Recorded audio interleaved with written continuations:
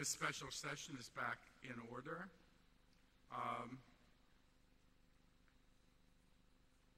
This morning I have provided members of the legislature and the fiscal team with two documents. One is a compilation of email messages from the Congresswoman's office to the Office of Interior, and one was a legal or legislative counsel's response to my question yesterday, which was received this morning at 9:35 and was immediately distributed to all of you. You'll all have a chance to read it, make your own opinions of what and where we are at.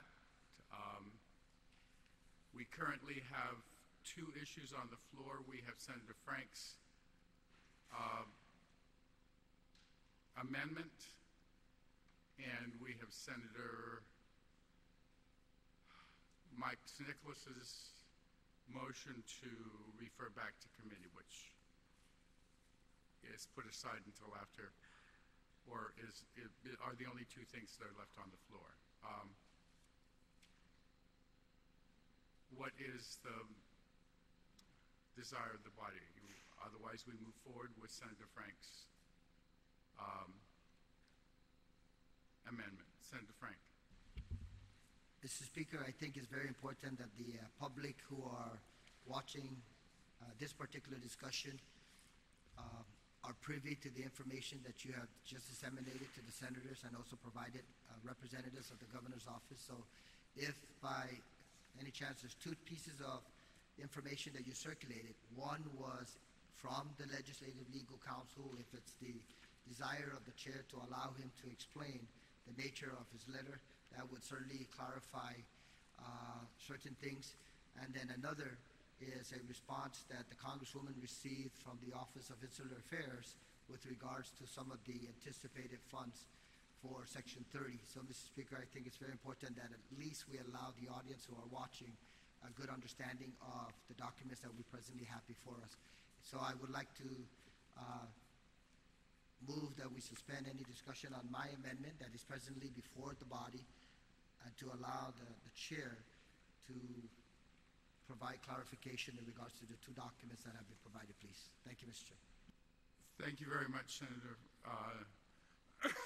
Uggan, for your willingness to suspend discussion to allow both of these documents to be made public. Just so it isn't said that I tried to interpret anything, would either you or Legislative Secretary be willing to read the correspondence from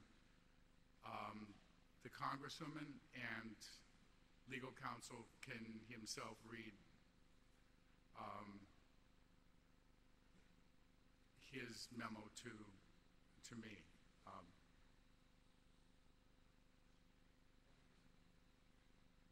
And slide the mic as close to you as possible, all right? No, slide the mic as close to you as possible so that it...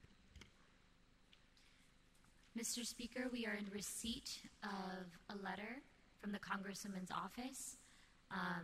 Attached is a spreadsheet that was received from the Office of Insular Affairs regarding Section 30 funds for FY 2014. They've also included their inquiry letter, so we have the context of the two questions referenced in the spreadsheet. So I'll begin with the letter from the Congresswoman's office addressed to Mr. Luke Baumann, Acting Assistant Secretary for Legislative Affairs at the U.S. Department of the Treasury, as well as Mr. Nick Pula, Director of the Office of Insular Affairs at the U.S. Department of the Interior.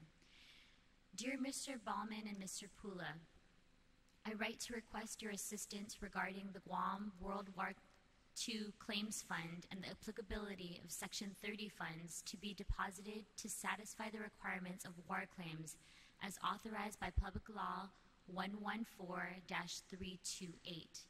I specifically request an interpretation of Section 1703C and the amount that would be considered the level over fiscal year 2014 to be deposited into the claims fund. It is my understanding and congressional intent that Section 30 funds collected by the U.S. Treasury above levels attributable to fiscal year 2014 be deposited into the claims fund. As you may know, Public Law 114-328, Section 1703C provides that payment of certain duties, taxes, and fees collected from Guam deposited into the fund, 1, in general, notwithstanding Section 30 of the Organic Act of Guam, the excess of A, any amount of duties, taxes, and fees collected under such section after fiscal year 2014, over B, the amount of duties, taxes, and fees collected under such section during fiscal year 2014 shall be deposited into the claims fund. There is concern on Guam that because the Treasury Department, working with the Office of Insular Affairs, remitted additional funding for previous underpayments of Section 30 funds to the government of Guam in fiscal year 2014, the higher threshold would be used as the baseline for deposits into the claims funds. I do not believe that these additional remittances should be considered, and I request that you provide an interpretation of Section 1703C to further clarify this matter. Further, I request an interpretation of the specific threshold the Treasury will utilize to comply with Section 1703C. Additionally, I request the specific dollar breakouts for 1, the amounts collected in fiscal year 2014 by the Treasury in accordance with Section 30 of the Organic Act of Guam that was remitted to the government of Guam, and 2, the amounts remitted to the government of Guam in fiscal year 2014 for previous underpayments for Section 30 of the Organic Act of Guam.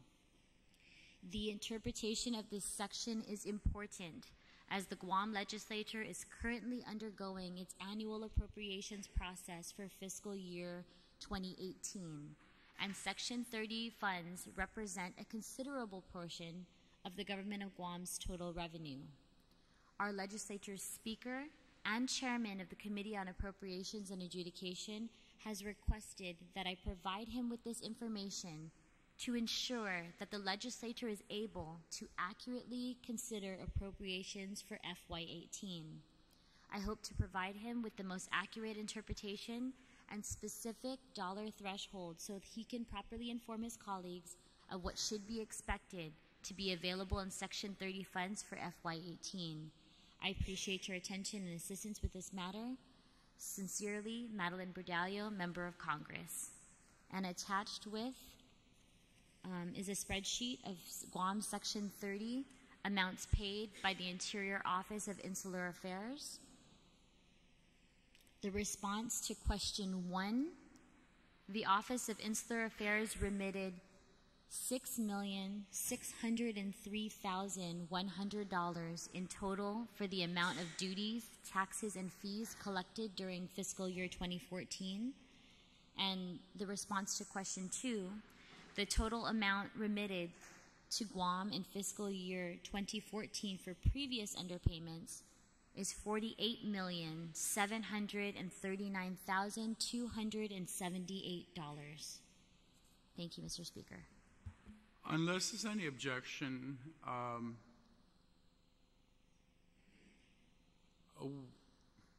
in trying to get the public to see this,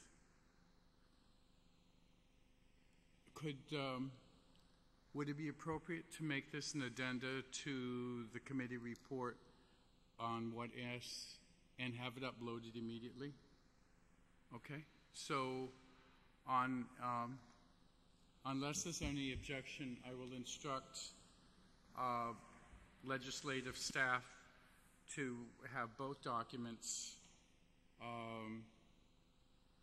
uploaded immediately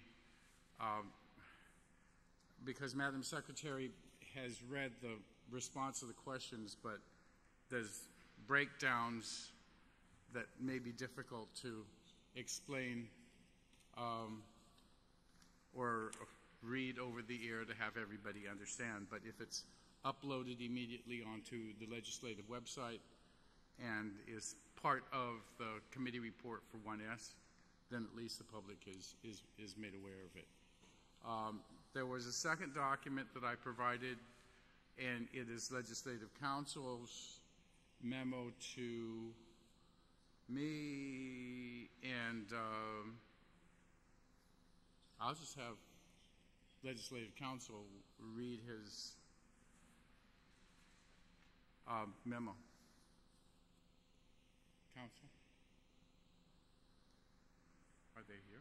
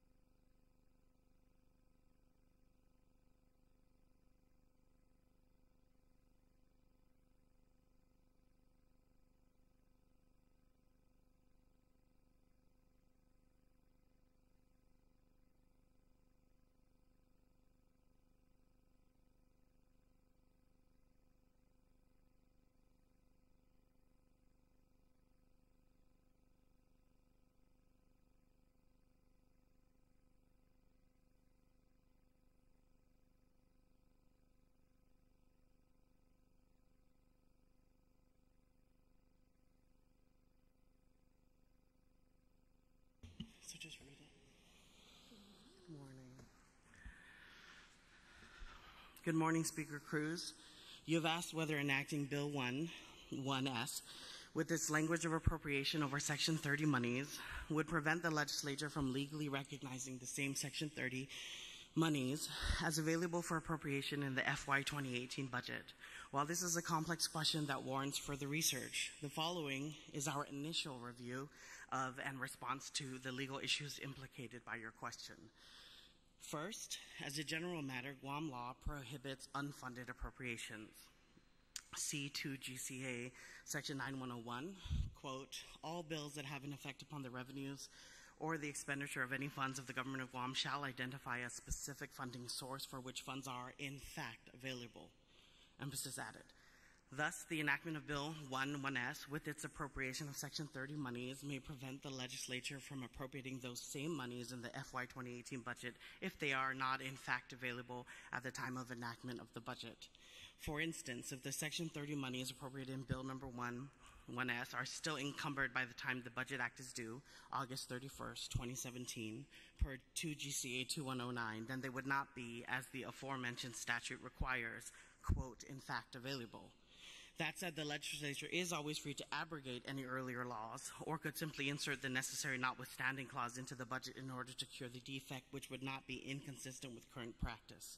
Second, there is arguably no doctrinal obstacle to the legislature double appropriating in this manner. That is, there is nothing in the Organic Act that precludes the legislature from appropriating in the FY 2018 budget what is being appropriated in Bill 1S, i.e. Section 30 monies.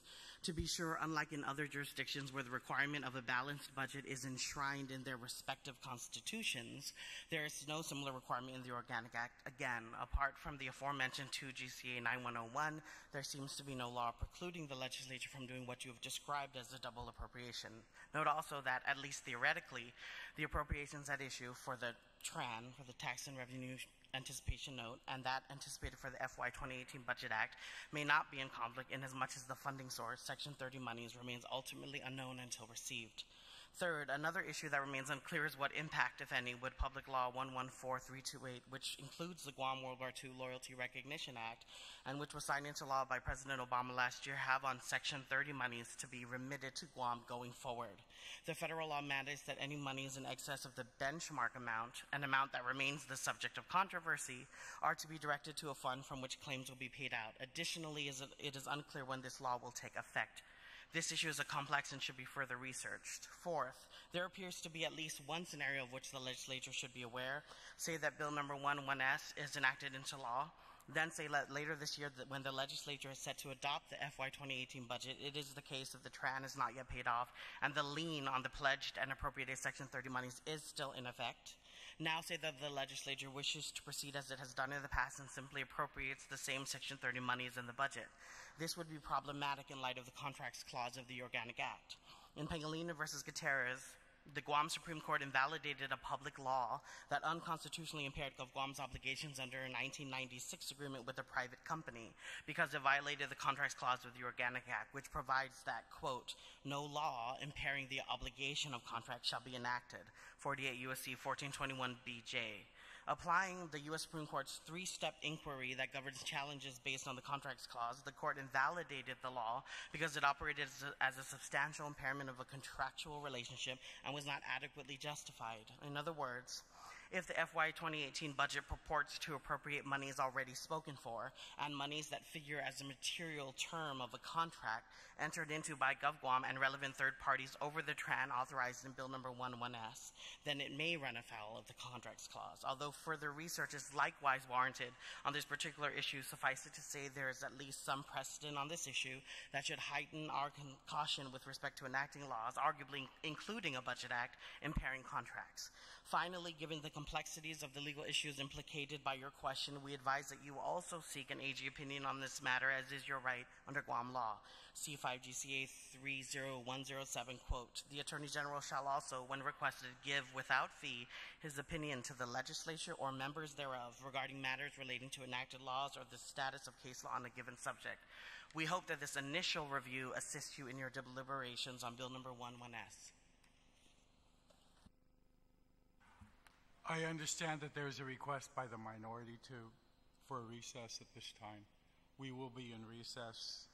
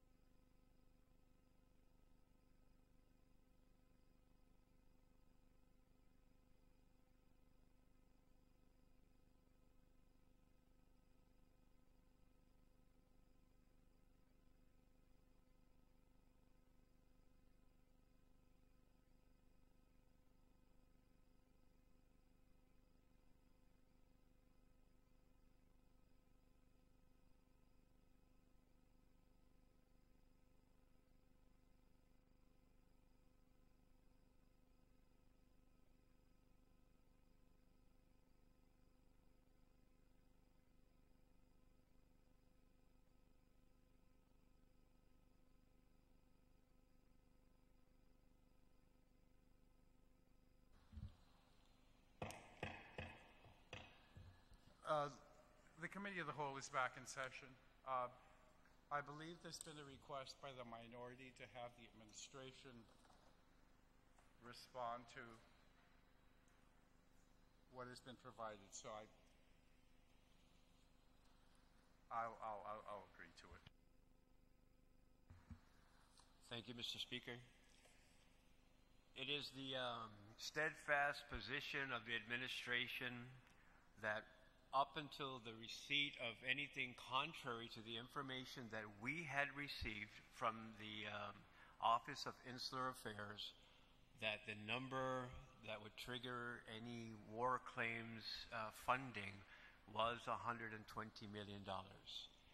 I believe that this latest correspondence, emulating from the same person who we received the $120 million figure from, requires us to do nothing more for the people of Guam but to vigorously maintain our position and go toe-to-toe with the federal government, the Office of Insular Affairs, to be able to get a number that is not representative of $68.6 million and more of a number which we got from them previously that would, as the Congresswoman has stated on a number of occasions, hold the Treasury of Guam harmless. With that in mind, our intention is to do what we believe is in the best interest of the people of Guam and not take this laying down the fiscal effects, the decision on where hypothetically $10 million would have to be cut would rest here, whereas the decision to cut didn't rest here. So it is the commitment of the administration to not take this laying down, to understand and respect that there is a desire to address war claims. We fully embrace and appreciate that. However, what has been the hand that has been dealt to us is unfair. It is totally unfair. So with that, we maintain this is not the end of this discussion. Thank you, Mr. Speaker. And just to clarify, and one of the reasons why we would argue against this interpretation is even with Guam collections on taxes, a liability may have occurred in 2013, 2014, but if it is collected in 2017, it is recognized as 2017, not as 2013 or whenever the liability occurred. So if you notice in their own detail, they're talking about letters dated in 2014 and paid in 2014. So we would want to determine when that was collected, because it's very clear in the law that they say collected during 2014. So, just wanted to make that point.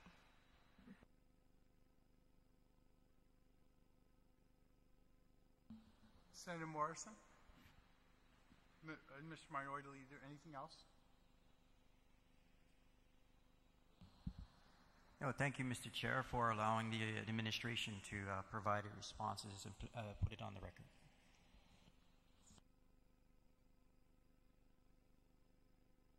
Oh, I'm sorry. Madam Vice Speaker. Thank you. Thank you, Mr. Speaker. I think it would be really helpful for me, at least, if, and maybe others, but if DOA could outline and maybe in writing even, the worst case scenario. So how does that look to you in numbers? Because you are saying you're advocating to go forward even worse if the worst case scenario is that the 68 million is the accurate number that they actually use. And so if you could show us the calculations on that. Okay. Mr. Speaker, do you think it would be better to do that in writing? I wish we could do it up on the screen or something, but however you think, we'll try to follow along. Maybe do it verbally, and if we're good with it, we're good. Thank you. Okay, so we were kind of discussing during the recess worst case scenario. So if the amount is at 68 million and we take the 17 off for the debt service, then we would have 51 million available from Section 30 to be pledged. As I relayed to your colleagues that were around the table, irrespective of whether we do or TRAN or not, we still have to fulfill the obligation of paying out the tax refunds by September 30th. So what that would force us to do at DOA is to take the remaining balance out of the general fund. We would have to allocate from June through September, increase payments out of the general fund to make up that shortfall. So if we do a TRAN and we pay it all off, all that would do is those increased payments that would have been allocated to refunds would now go for the accelerated payments on the TRAN. Did that answer your question?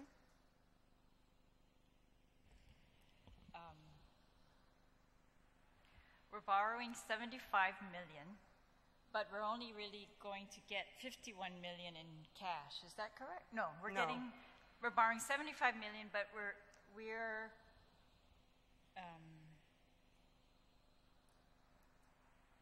so if we're saying What is worst the case 51 scenario, million? 51 million is available from Section 30, whatever the balance is needed to pay off the refunds would have to come from the regular general fund collections. And what would that balance be? It would be about 24 million. And so how would we Yeah, pay 'cause that 51, out of yeah. the general fund collections? How? Yes. So when we collect it on a monthly basis, we would I get mean- more and pay it? I'm not sure I understand Is the that, question. I mean, I'm sorry. but that would not be a problem? You're saying we could easily Well, of come up course, with this is in anytime- addition to the regular appropriations that Right, are out. right. So of course it would make it a lot more difficult and it would be tight, but we have no choice, right? Because we have to be able to allocate that funding.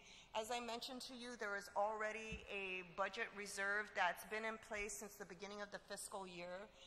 We would have to plan out and redo our cash flow to see the impact from June through September on the increases of payments if it's the worst case scenario. To come up with the 24 million, then you said you might increase the reserves. We're really talking about 10 million because we already allocated 14 million out of the regular payments. Remember that even with our number, which is 120 million, we had anticipated 78, so we take off the debt service. What would have been available was 61 that we would allocate. We already had planned for the remaining balance. So all along, general fund would have been contributing. We just have to be able to, worst case scenario, have general fund kick in 10 million more. And one of your options is to increase the reserve beginning in May. We would have to sit down with the fiscal team and look at the impact and see what that translates to. Is it possible to give that to us in writing sometime today? Just like a draft calculation? You need to speak closer to the mic, please. I'm just asking if it's possible to make that in writing, some kind of. We would have to convene the whole fiscal team and do before we could put anything in writing, but I can certainly make the request. You're not worried about finding the 14 million or the 10 million extra? Well, there's always worry when you have to come up with I mean, cash. doesn't that mean that some agencies not going to get 10 million or several agencies are not going to get what adds up to 10 million? Well, that's why we would have to go down and look at where we're at now with expenditures because, you know, it's a budget thing as well. As I mentioned, if the spending is controlled further at the agency level, I mean, I don't know what, at this point, based on BBMR's calculations till end of fiscal year, how much they're anticipating is going to be available. So we'll have to crunch the numbers. Lester, do you have those numbers? I mean, do you have an estimate? What we have is the 15% reserve on appropriations, which we're getting requests for, to release. If this becomes an issue. It's an issue that we need to deal with now, and we probably would have to take measures to curtail spending,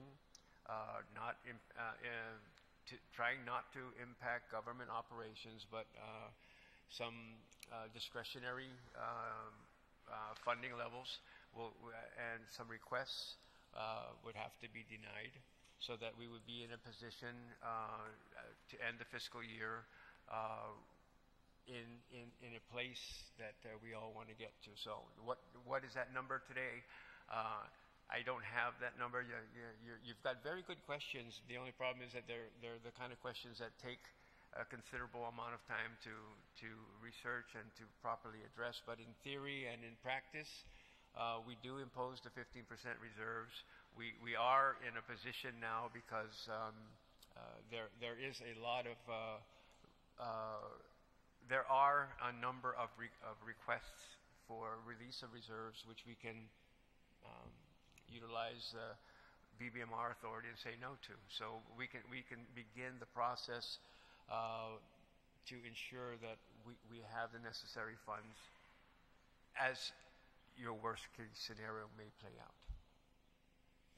Okay, so just looking at the total general fund for the fiscal year available for appropriations is $681 million. So if the 15% is set aside or is reserved, you're looking at about $100 million. And again, we would have to really crunch the numbers and go back and take a look at, as Lester mentioned, whether anything's been released, where are we at right now, how are we tracking for this fiscal year? And that number that's just a very rough interpretation of the number, because there are some agencies that are exempt from our reserve control. So what that actual number is, it is probably below the $100 million, because some reserves have been released. But rest assured, we'll do what we need to do. Senator Mike. Thank you, Mr. Speaker.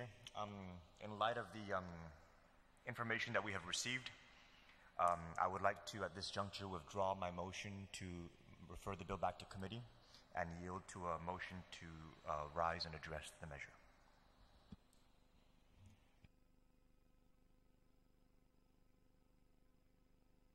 Senator Franco, I had to...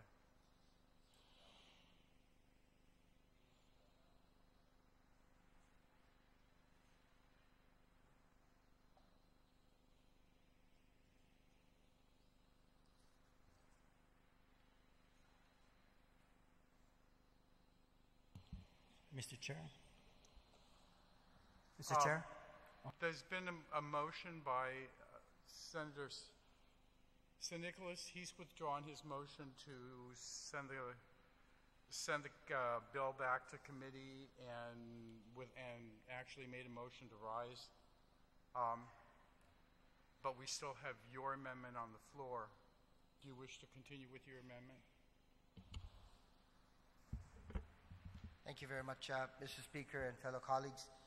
Mr. Speaker, I know that I did circulate a amendment yesterday, and I moved for it to be included as a new section, but I'd like to go ahead and proceed and withdraw that amendment, please. You wish to proceed with that amendment? I'd like to withdraw that amendment. Oh, okay. And I'm sorry, I didn't continue. And substitute it with the version that was circulated today. The only difference, Mr. Speaker, is sub-item G was extracted. So if I can move, first of all, for the withdrawal of the amendment that was proffered yesterday. We'll go in sequence, please, Mr. Speaker. On the motion to withdraw, granted. On the new motion, this new amendment. That is the amendment now, Mr. Speaker. I'd like to move for a new section to be incorporated in the proposed legislation, which would read, and if I can get your concurrence, Mr. Speaker, it would read, fiscal reform plan required. It would read as follows: no later than 60 calendar days after the issuance of the Tax and Revenue Anticipated Notes, TRAN, authorized by this act, Imagalayan Guahan must submit to Legislature in Guahan a fiscal reform plan which reduces the actual expenditures of the government of Guam by no less than $40 million over the next 3 fiscal years, beginning no later than fiscal year 2018. For the purposes of this section, actual expense of the government of Guam shall be defined as the totality of expenditures of the government of Guam based on the Office of the Public Auditor's fiscal year 2016 government-wide audit. The fiscal reform plan shall include but not be limited to specific recommendations. Sub-item A establishes an order of priority and provided further that said order of priority shall incorporate that education, health, and safety are the most vital governmental functions. Sub-item B reduces the cost of contractual obligations of the government of Guam. Sub-item C reduces the cost of personnel funded by the general fund through attrition. Sub-item D collects taxes, fees, and duties through enforcement. Sub-item E transfers in whole or in part both the funds and the functions of any one agency, instrumentality, or public corporation of the executive branch to any other agency, instrumentality, or public corporation of the executive branch, and shall further include outsourcing, privatization, elimination of agencies, absorptions of functions as Imagala and Guam may deem necessary and proper. And sub-item F considers the adoption of technology to reduce the manual processing of permits, applications for services, or such other documents as Imagala and Guam may deem appropriate. Mr. Speaker, if I can end with this statement in repeating sub-item C, which calls for a proposal to reduces the cost of personnel funded by the general fund through attrition. I don't want anyone, Mr. Speaker, to misrepresent the proposed amendment that is being presented. Thank you very much, Mr. Speaker, and fellow colleagues. I hope to garner your support. Thank you. On that motion, Yield to a question? yeah, please. Actually, 2 questions. If the author of the amendment could just elaborate why Section G was removed, and also if we might be able to be more clear about lines 5 and 6. So, reducing the actual expenditures of the government of Guam by no less than $40 million over the next 3 fiscal years, beginning no later than fiscal year 2018. Would it be possible to include language there that would indicate how the amounts of each of the 3 fiscal years? So we're not doing $100,000 in the first fiscal year and then leaving the bulk of the $40 million to the next 2 fiscal years? Do you yield? Yes, thank you very much, Mr. Speaker, and thank you, Senator, for a couple of excellent questions. First of all, G was extracted primarily because any time that we're implementing a fiscal reform plan, the focus has got to be on reducing costs, increasing efficiency. And the sub-item G reflected economic growth and possible increase in revenues from that component. I believe the intent of at least the proposed amendment is to concentrate on the expenditures of the government of Guam so that any realizable reduction in costs or savings can be applied elsewhere as it applies to other requirements of this government or other priorities such as the education, public safety, or healthcare, or infrastructure. The second question, if I may, Mr. Speaker, and to the good Senator, the lines 5 through 7, to the way I have always envisioned fiscal plans or actions or proposals coming from the executive branch is it really, they are the experts, so to speak, in terms of the boots on ground. They understand exactly what the critical services are. They understand, if you look at it from the director's perspective or the cabinet members or even the governor's office, rightfully, they should prepare the plan so that, in fact, this legislative body can be able to review the plan and work in concert with the executive branch so that we can work on efficiencies as well as reducing the costs. In terms of how they would propose or what the amounts may be, I still would like to yield to the executive branch in terms of how much can be realized in the first fiscal year, in the second fiscal year, and in the third fiscal year of whatever plan they purport to present to this legislative body. I hope that answers your question, Senator and Mr. Speaker. Any other senator wish to be heard on the motion? Senator Espaldon. Thank you, Mr. Speaker. Mr. Chairman. Mr. Chairman, I have to, at this point, question the germaneness of this amendment. The bill before us is a bill sent down by the governor, which basically is to get the body to decide whether or not we should take out a tax anticipation revenue note. I understand. I mean, not that I'm objecting to what this amendment proposes to do, but I'm not really sure it's germane to the issue that's before us today, because nowhere does it say that in the end this anticipated savings will then lend itself to the refunding of the tax refunds or any other issue along those lines, of which the governor's bill was sent down to do. So at this point, I would have to at least question and ask you to make a ruling on the germaneness of this amendment to this bill.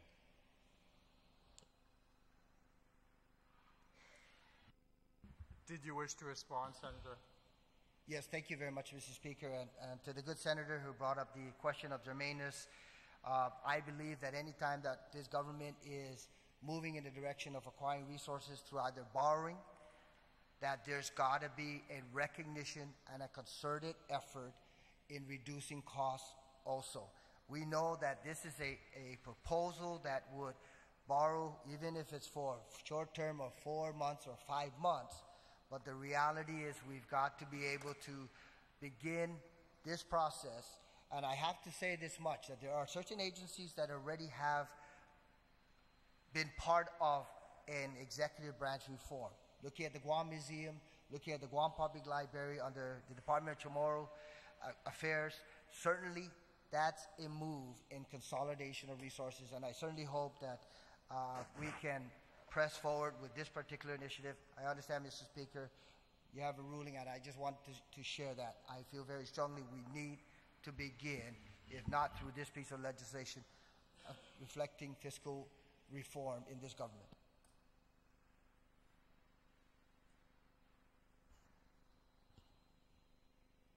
If the chair is going to rule that it is not germane.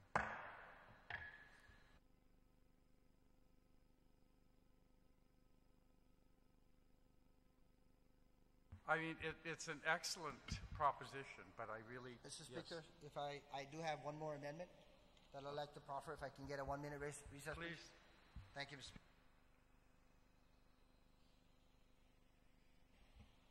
Mr. Chair, I'd like to proffer an objection to that ruling and request to put it to a vote. Oh, okay. Thank you. But if I may, before... oh, no, I guess we're not. I'm still on. Go ahead. If I may speak to the amendment and to speak on my objection as to why I think it's germane, is I think at the request of borrowing, and the question has come up to this body as to the security of it, of the security of the finances that we're requesting, we're trying to get out on the market. I think having an austere measure defined as a plan in the worst case scenario, I think is very germane to what it is we're trying to do here and our fiduciary responsibility to the people of Guam. And so I'd argue that I think this is germane to the topic at hand, and it coincides as an extra security measure, again, with regards to our fiduciary responsibility to the people. Senator Castro. Mr. Speaker, I was really hoping we can get to the bill itself and vote it up or down, but just to the initial amendment and then to the response, I just don't see how cutting costs in the government translates automatically to operational efficiency. I'm not sure which one of my colleagues to my left or to my right is looking at any particular agency. I just came from the cabinet, And I think they're anywhere between 50 to 70% staffed. And so I'm curious as well to put some foresight and some real deliberate thought into that so-called plan to cut. I want to encourage my colleagues instead to look at how we can grow this economy. If it's to be put whether or not to challenge the ruling, sir, I stand in objection to the senator to my right. There's been an objection to the ruling of the chair. All those in favor of, is it upholding the chair? Overruling the chair. Of overruling the chair, raise your hand. Mr. Chairman, before we vote on this ruling, I had intimated to you before, I have been quiet throughout this proceeding because I had an epiphany of some sort last night as I was going through my notes of everything that's been said over the past few days. And I realized that I may have a potential conflict of interest. In fact, and the conflict is that in the past, as it relates to the original bill, which is to borrow funds, and the conflict I recognized last night was that during the proceedings, the administration, the representatives from the administration had come down and have made the argument that those taxpayers who are waiting for their refunds are sometimes forced to go to finance companies to borrow in anticipation of their refunds. And I fully disclose right now that our family, through my mother and my father, do have interest in a finance company such as that. And on top of that, in representing my mother and my father back in the day before he passed away, I was made a member of the board of that company. So there is the potential conflict that on the original bill. Now, whether or not I can speak or vote to this particular issue, which is the amendment that the good senator is trying to introduce, whether I should recuse myself from that vote as well. I was planning to seek the body's opinion on my recusal on the original bill, but on the amendment, I need to understand whether, because it would be introduced into the bill, should it succeed or not, whether I should even participate in this vote as well.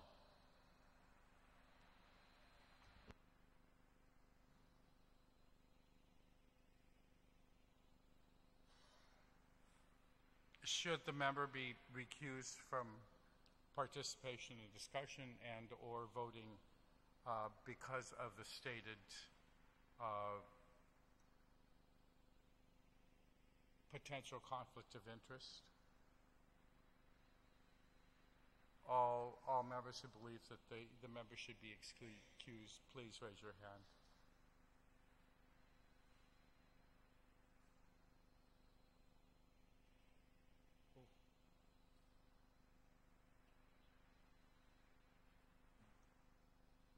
Members excused.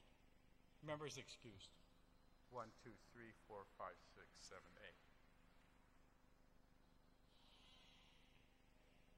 8. On the Mr. Chair, I'm going to withdraw my objection after conferring with the author of the amendment. I'm going to go ahead and withdraw my objection on the ruling. Okay. You had a second amendment, Senator Frank?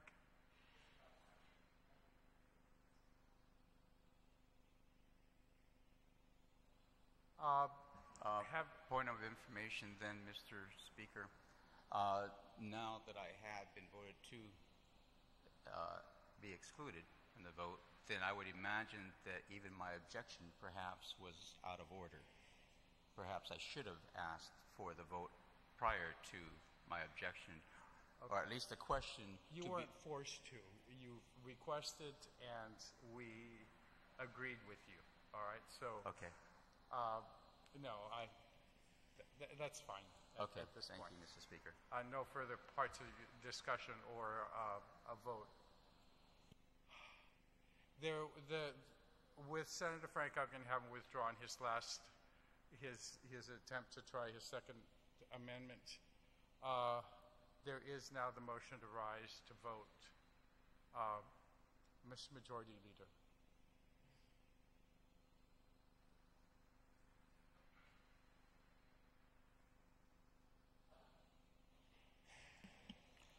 Thank you, Mr. Speaker.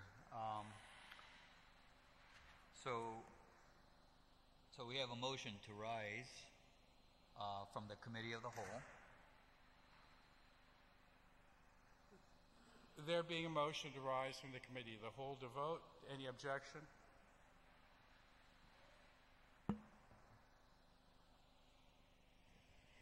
I was hoping we could make some amendments to this bill, Mr. Speaker, and if we rise now, we won't be able to make any amendments during second reading.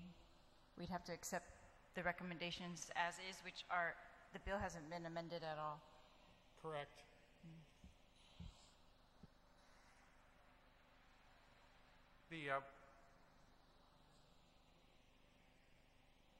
We never had a substitute bill. You're only on the original governor's bill. I never substituted. I suggested, but I never substituted.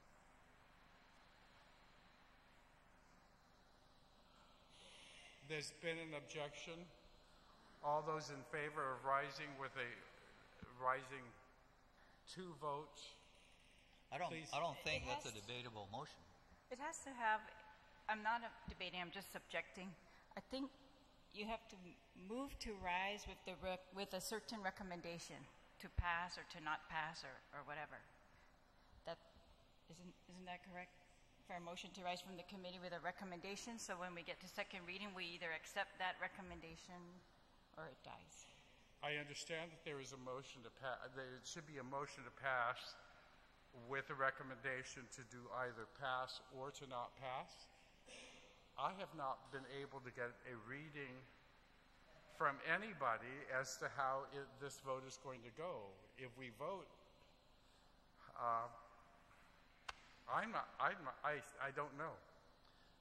So and I think rather than state that it's a motion to rise to approve or rise to disapprove the vote, we would be precluding, because I don't. I haven't been able to. Point of order, Mr. Speaker. So, Mr. Speaker, Yeah. the motion was very simple, and that was to rise out of the Committee of the Whole. And then when we do rise, that will bring us back to the second reading. And then at that time, I will make another motion to then move the bill down to third reading. And then from there, we proceed to voting. That's just the steps to get there.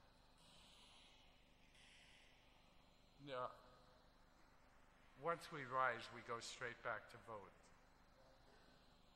That's why, point of order, Mr. Speaker, my understanding is that the motion has to reflect, like the Vice Speaker shared, with a recommendation to adopt or not to adopt.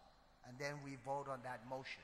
If it does not acquire the necessary votes to move to the next phase, then all discussion ceases, unless there's reconsideration by the body. That's my understanding. What do we adopt? We didn't make any amendments, so there's nothing to adopt. I'm sorry, to pass or not to pass. Point of information, Mr. Speaker. In light of the argument that was proffered, and this is all procedural, so if you don't mind, I'll chime in on this one. That if perhaps before, and I apologize to the majority leader, but I believe that the Vice Speaker is right. If anything, there's probably should have been one more call if there was anybody else on the motion to speak. And if anybody wanted to proffer an amendment, that was the time to do it. And without that ability, without that call for any other comments or action by any member of this body, then the motion probably would be most appropriate to rise out of the Committee of the Whole. That's just my opinion, though, Mr. Speaker. We'll take a short recess.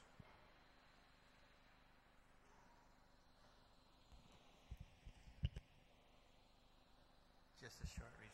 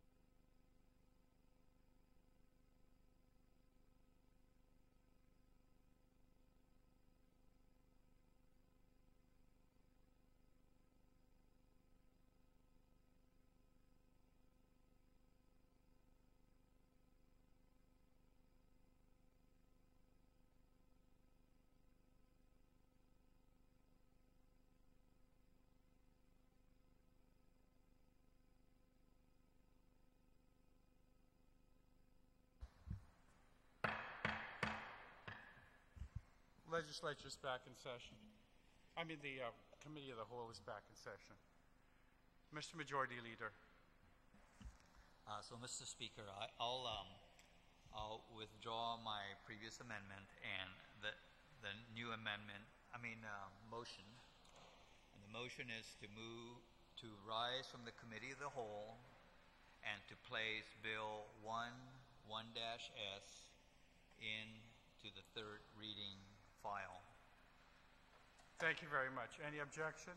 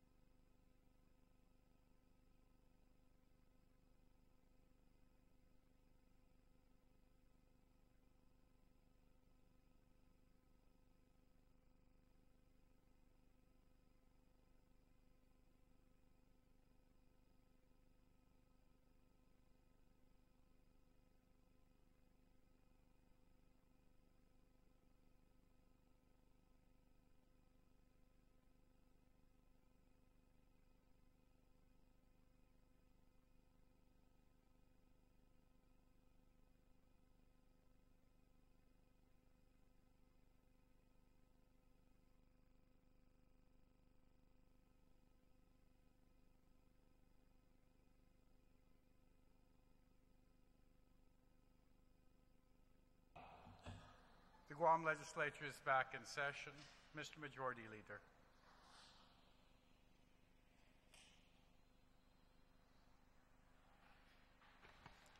Mr. Speaker, I wish to report back to the body that in the Committee of the Whole, a recommendation was made to place the Bill 1-S and to place that on the third reading file.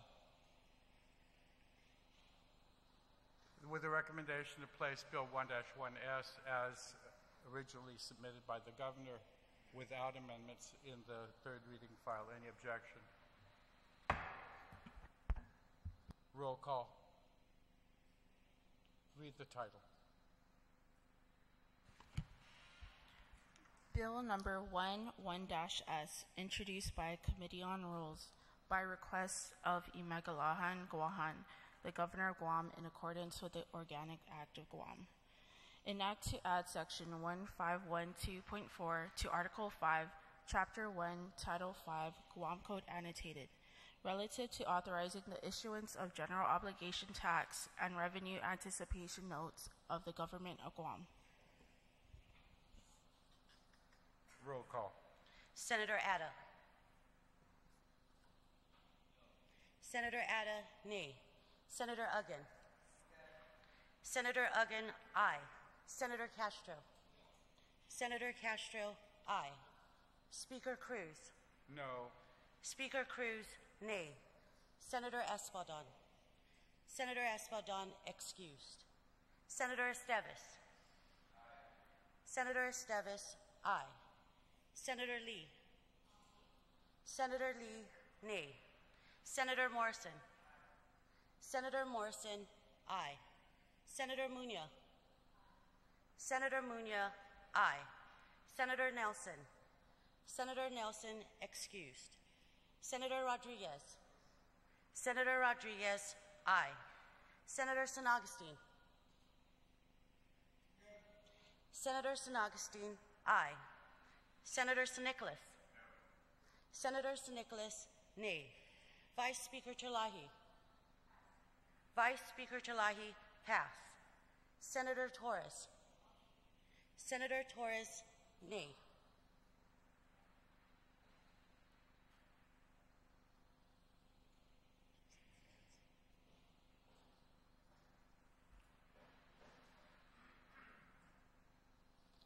Vice Speaker Terlahi.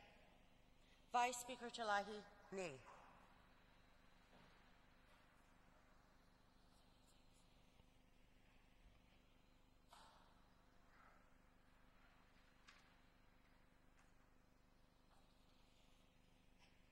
The vote on Bill 1-1S, 7 yeas, 6 nays, 2 excused.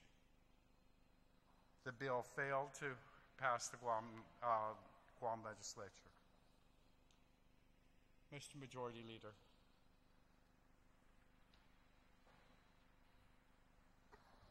Mr. Speaker, I move to adjourn this special session sine die. The motion has been made to adjourn the special session sine die. There being an objection,